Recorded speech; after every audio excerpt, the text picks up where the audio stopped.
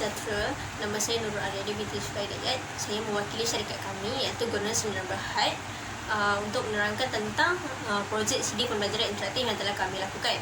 Pertama sekali, syarikat kami iaitu Governance Sdn Bhd merupakan syarikat penerbitan buku dan juga pengeluaran bahan untuk mengajar.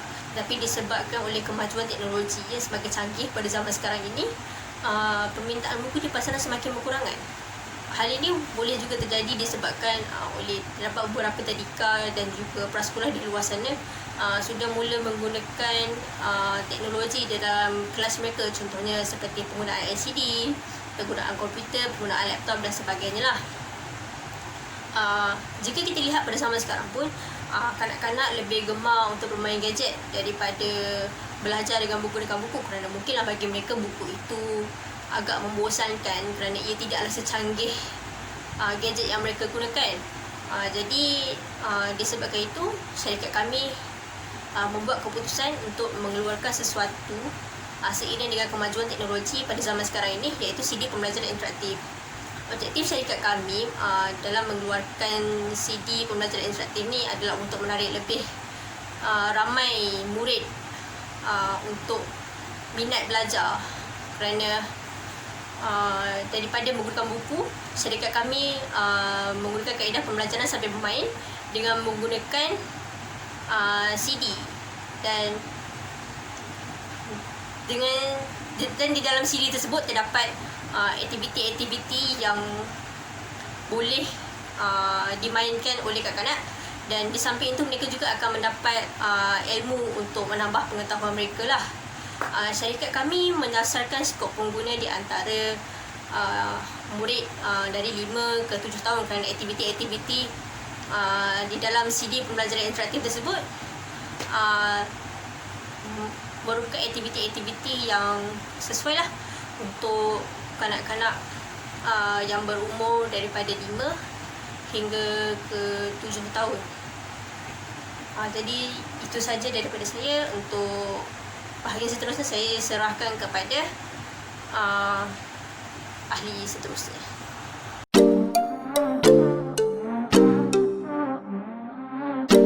Assalamualaikum. Nama saya Nurul Jana Fadilah binti Sahra Fadilah. Saya akan menerangkan serba sedikit tentang CD interaktif daripada syarikat kami. CD interaktif daripada syarikat kami terbahagi kepada 3 bahagian, iaitu bahagian tumbuhan, suku kata tumbuhan dan padanan gambar. Sekarang kita pergi ke bahagian tumbuhan. Bahagian tumbuhan merangkumi bahagian pokok bunga dan bahagian pokok. Bahagian tumbuhan hanya memfokuskan kepada bahagian-bahagian yang terdapat di pokok bunga seperti daun, buah, batang, akar dan bunga. Seterusnya, bahagian pokok.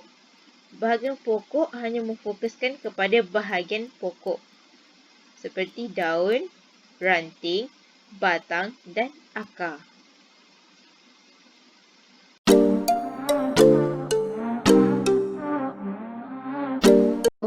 Nama saya Nur Syakila binti Zamzam.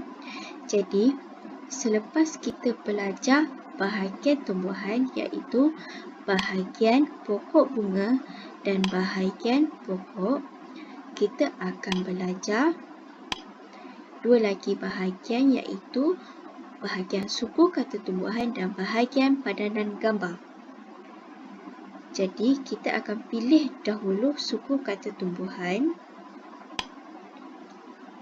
Okey, suku kata tumbuhan di sini arahan diberi adalah pilih suku kata dengan betul mengikut gambar yang diberikan.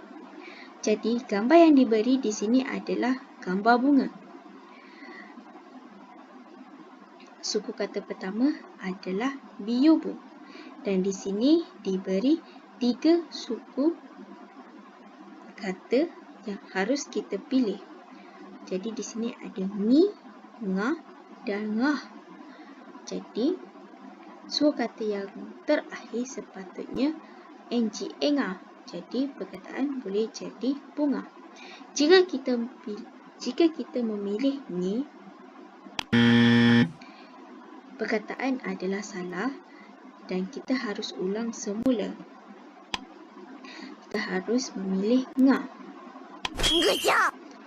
Ngah akan berbunyi seperti tadi, good job, dan ada lambang tanda right. Jadi seterusnya adalah gambar batang. Okey, lagi sekali di sini suku kata terakhir dia adalah tang dan kita harus memilih ba. Jadi perkataan adalah batang. Tapi jika kita pilih perkataan yang salah, iaitu ma, perkataan akan jadi matang dan bunyi tadi adalah bunyi bahawa apa yang kita buat itu adalah salah. Jadi kita ulang semula dan kita harus memilih batang. Seterusnya adalah ranting. Sukata yang kedua adalah ting. Jadi kita harus memilih ran. Dia akan menjadi ranting. Gambar yang seterusnya adalah buah. Biyubu. Jadi yang terakhir adalah AHR. Di sini jika kita memilih A, perkataan adalah salah. Jadi perkataan buih. Jadi kita akan ulang semula.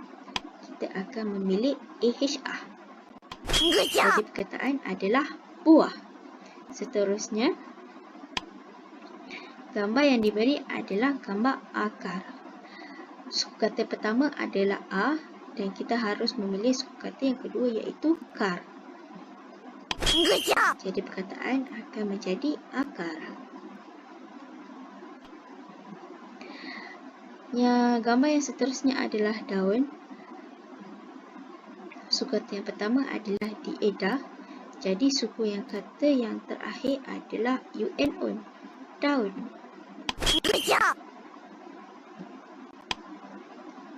Okey, dalam bahagian padanan gambar tumbuhan, arahan diberi adalah pilih gambar dengan perkataan yang disediakan dengan betul. Jadi di sini perkataan adalah akar. Di sini juga kanak-kanak boleh belajar mengeja ataupun membaca. Okey, contohnya seperti ini ya. Perkataan ini A-A-K-A, akar. Jadi kita harus memilih gambar ini. Gambar akar. So, dia akan keluar seperti tadi, bunyi yang tadi dan gambar tanda right. Yang kedua adalah daun. Mari kita mengeja. Diedah, un, daun. Daun adalah di sini. Tapi jika kita memilih gambar buah,